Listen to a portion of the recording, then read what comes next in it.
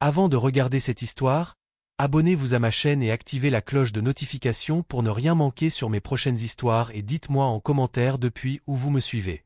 Dans le petit village de Niché au cœur de la savane africaine, une atmosphère de tristesse et d'inquiétude plane sur les habitants.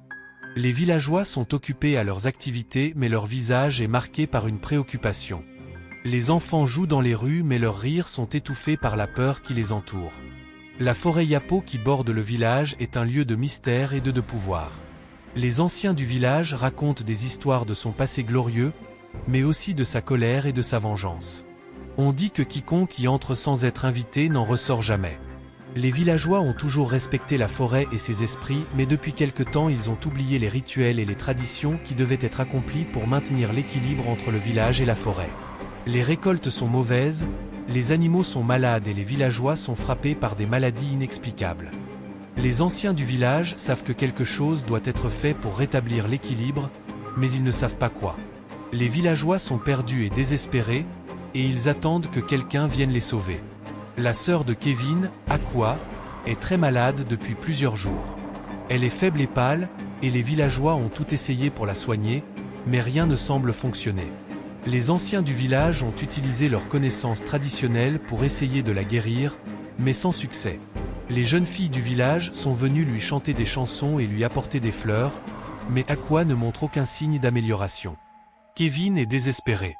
Il passe tout son temps à son chevet, lui tenant la main et lui parlant pour la rassurer. Il lui raconte des histoires de leur enfance, des moments qu'ils ont partagés ensemble, et il essaie de la faire sourire. Mais malgré ses efforts, Aqua reste faible et silencieuse. Les villageois sont inquiets pour Aqua. Ils viennent la voir régulièrement et essaient de la réconforter. Les femmes du village lui apportent des plats traditionnels, espérant que quelque chose pourra la guérir. Mais malgré leurs efforts, Aqua ne montre aucun signe d'amélioration. Un jour, une vieille femme du village vient voir Aqua. Elle est connue pour ses connaissances en médecine traditionnelle et pour sa sagesse. Elle examine Aqua et secoue la tête. « Je suis désolée, Kevin, dit-elle. Je ne connais pas de remède pour cette maladie. Mais j'ai entendu parler d'une plante qui pousse dans la forêt sacrée de Yapo. Elle a le pouvoir de guérir les maladies les plus graves. » Kevin est pris de désespoir. Il sait que la forêt sacrée de Yapo est un lieu dangereux, mais il est prêt à prendre tous les risques pour sauver sa sœur. Il demande à la vieille femme de lui donner plus d'informations sur la plante et sur la forêt. La vieille femme hésite, puis elle commence à parler. La plante s'appelle Ntinga. Elle pousse uniquement dans la forêt sacrée de Yapo, et elle est gardée par les esprits de la forêt. Il faut être courageux et déterminé pour aller la chercher. Le chemin est difficile et les dangers sont nombreux, mais si tu es prêt à prendre le risque, je peux te donner des instructions pour y arriver. Kevin écoute attentivement les paroles de la vieille femme. Il sait qu'il doit être prudent, mais il est déterminé à sauver sa sœur. Il demande à la vieille femme de lui montrer où se trouve la forêt et comment y accéder. La vieille femme lui donne des instructions précises. La forêt est à quelques heures de marche d'ici. Il faut suivre le chemin qui mène à la rivière, puis tourner à gauche et suivre le sentier qui monte dans les collines. Mais attention, Kevin, la forêt est pleine de dangers. Il faut être prudent et rester sur le chemin. Les esprits de la forêt sont puissants et ils ne tolèrent pas les intrus. Kevin est déterminé. Il sait qu'il doit aller dans la forêt pour sauver sa sœur. Il commence à se préparer pour son voyage, en prenant des provisions et en disant adieu à ses amis et à sa famille. Il sait que son voyage sera difficile, mais il est prêt à affronter tous les dangers pour sauver Aqua. Les villageois sont inquiets pour Kevin. Ils savent que la forêt est dangereuse, et ils craignent pour sa sécurité. Mais Kevin est résolu. Il sait qu'il doit sauver sa sœur, et il est prêt à tout pour y arriver. Kevin prend une profonde inspiration, puis il se met en route vers la forêt sacrée de Yapo. Il sait que son voyage sera difficile, mais il est déterminé à réussir. Kevin se met en route vers la forêt sacrée de Yapo, son cœur battant à tout rompre. Il suit le chemin qui mène à la rivière, puis tourne à gauche et suit le sentier qui monte dans les collines. La forêt est dense et sombre, et Kevin peut sentir les esprits de la forêt qui l'observent.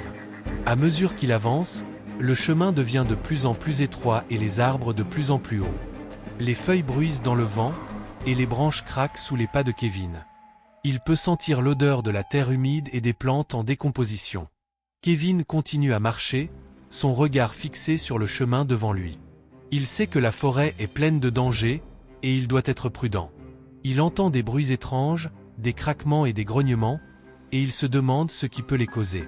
Soudain, un oiseau s'envole d'un arbre, et Kevin sursaute. Il se rend compte qu'il est tendu et qu'il doit se calmer. Il prend une profonde inspiration et continue à marcher. Le chemin devient de plus en plus escarpé, et Kevin doit utiliser ses mains pour grimper. Il se hisse sur une roche plate et regarde autour de lui. La forêt est encore plus dense ici, et il peut voir des arbres qui semblent toucher le ciel.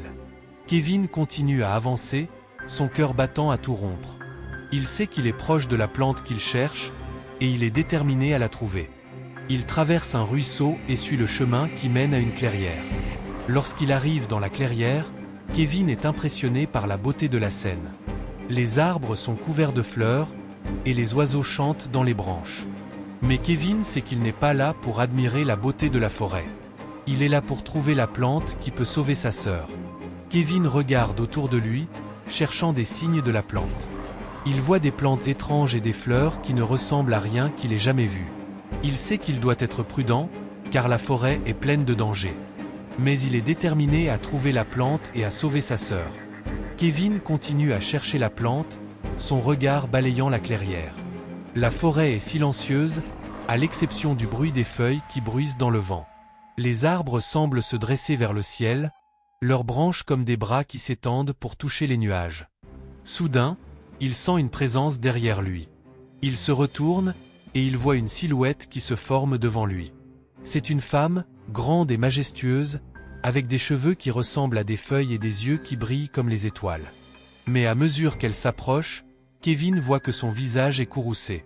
Elle est en colère, et son énergie est palpable. « Qui es-tu pour oser pénétrer dans mon domaine sans permission ?» demande-t-elle d'une voix qui tonne comme le tonnerre. Kevin est pris de peur, mais il essaie de s'expliquer. Il raconte l'histoire de la maladie de sa sœur et de ses efforts pour la sauver. L'esprit l'écoute attentivement, puis elle hoche la tête. « Je connais l'histoire de ta sœur, dit-elle. Mais tu ne peux pas simplement prendre la plante sans donner quelque chose en retour. Un pacte a été conclu il y a longtemps, et tu dois le respecter. » Kevin est intrigué. « Quel pacte ?» demande-t-il. « Un pacte entre les humains et les esprits de la forêt, répond-elle. Les humains peuvent prendre les plantes de la forêt, mais ils doivent d'abord accomplir un rituel pour prouver leur respect et leur gratitude. L'esprit explique à Kevin qu'il doit accomplir un rituel pour prouver sa valeur et son respect pour la forêt. Elle lui donne des instructions précises sur le rituel à accomplir, et elle lui dit que s'il réussit, la plante lui sera donnée. Le rituel consiste à chanter un chant ancien, à offrir un sacrifice à la forêt, et à montrer ton respect pour la nature, dit-elle. Le sacrifice doit être un animal blanc, pur et sans tache. Tu dois le choisir toi-même et le sacrifier selon les rites anciens. Kevin est pris de doute. Il n'est pas sûr de pouvoir accomplir un tel sacrifice. Mais il sait qu'il doit essayer pour sauver sa sœur. « Je comprends, dit-il. Je vais accomplir le rituel et offrir le sacrifice. » L'esprit le regarde avec un regard perçant. « Je te donne 3 jours pour accomplir le rituel, dit-elle. Si tu réussis, la plante te sera donnée. Mais si tu échoues, tu ne sortiras jamais de cette forêt. » Kevin est déterminé à réussir. Il accepte le défi et se prépare à accomplir le rituel. Il sait que cela ne sera pas facile, mais il est prêt à faire tout ce qu'il faut pour sauver sa sœur. Il passe les 3 jours suivants à se préparer pour le rituel.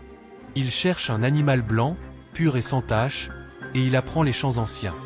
Il se prépare à offrir le sacrifice et à montrer son respect pour la nature. Finalement, le jour du rituel arrive. Kevin se lève tôt, avant l'aube, pour se préparer pour le rituel. Il se lave les mains et le visage dans un ruisseau voisin, puis il revêt une tunique blanche et simple. Il prend un moment pour se recueillir et se concentrer sur son objectif. Il se dirige ensuite vers la clairière où il a rencontré l'esprit, portant un petit sac contenant les objets nécessaires pour le rituel. Il allume un feu et prépare les herbes et les encens qui seront utilisés pour purifier et protéger l'espace. Lorsque tout est prêt, Kevin commence à chanter le chant ancien, sa voix résonnant dans la clairière. Les mots sont anciens et puissants, et il semble réveiller les énergies de la forêt. Les arbres semblent se dresser plus haut, et les feuilles bruissent doucement dans le vent. Ensuite, Kevin prend l'animal blanc qu'il a choisi pour le sacrifice, un agneau pur et sans tache. Il le tient dans ses bras et le caresse doucement, puis il le pose sur un autel improvisé. Il prononce les mots de la prière, demandant pardon et protection pour sa sœur et pour lui-même.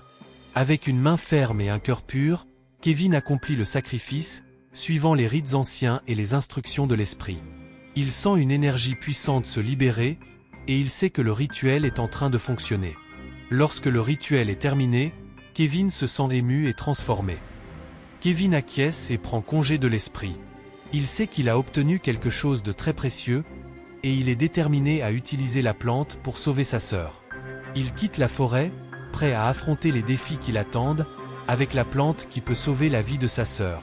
Kevin quitte la forêt, la plante précieuse dans les mains. Il se sent ému et soulagé, sachant qu'il a obtenu ce qu'il cherchait pour sauver sa sœur. Il commence à marcher vers le village, son cœur léger et son esprit en paix. Au fur et à mesure qu'il marche, il pense à sa sœur et à la joie qu'elle va éprouver lorsqu'elle sera guérie. Il imagine la réaction de ses parents et de ses amis lorsqu'ils verront sa sœur rétablie. Il se sent impatient de partager la nouvelle avec eux. Lorsqu'il arrive au village, Kevin est accueilli avec curiosité et intérêt. Les villageois lui demandent où il a été et ce qu'il a trouvé. Kevin leur raconte son aventure dans la forêt et leur montre la plante précieuse. Les villageois sont impressionnés par la plante et par le courage de Kevin. Ils le félicitent pour son succès et lui souhaitent bonne chance pour la guérison de sa sœur. Certains d'entre eux lui demandent des conseils sur comment cultiver la plante, et Kevin leur explique les secrets qu'il a appris de l'esprit de la forêt. Kevin se dirige ensuite vers la maison de sa famille, où il trouve sa sœur alitée et faible. Il s'approche d'elle et lui montre la plante, lui expliquant qu'elle va la guérir. Sa sœur le regarde avec espoir et gratitude, et Kevin sait qu'il a fait le bon choix en cherchant la plante. Il commence à préparer la plante pour l'administrer à sa sœur, et il attend avec impatience de voir les résultats. Au fur et à mesure que les heures passent, la sœur de Kevin commence à se sentir mieux. La plante agit rapidement, et elle commence à récupérer ses forces. Kevin est ravi et soulagé, sachant que sa sœur va guérir. Il la regarde avec amour et admiration, et il se sent fier de lui-même pour avoir réussi à sauver sa sœur. La famille et les amis de Kevin sont également ravis et soulagés. Ils remercient Kevin pour son courage et sa détermination, et ils le félicitent pour son succès. La sœur de Kevin commence à sourire et à parler, et Kevin voit la joie et la gratitude dans ses yeux. Il se sent heureux et ému, sachant qu'il a sauvé la vie de sa sœur.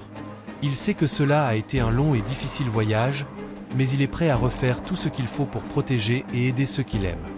Les villageois se rassemblent autour de la maison de Kevin pour célébrer la guérison de sa sœur.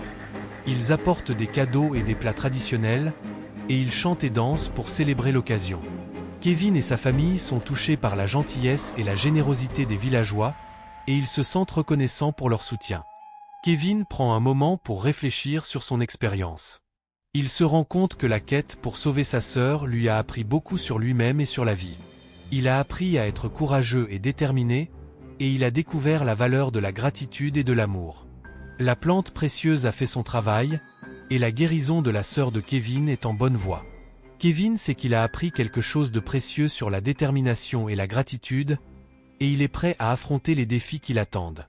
Si vous avez aimé cette vidéo, abonnez-vous et activez la cloche de notification pour ne rien manquer.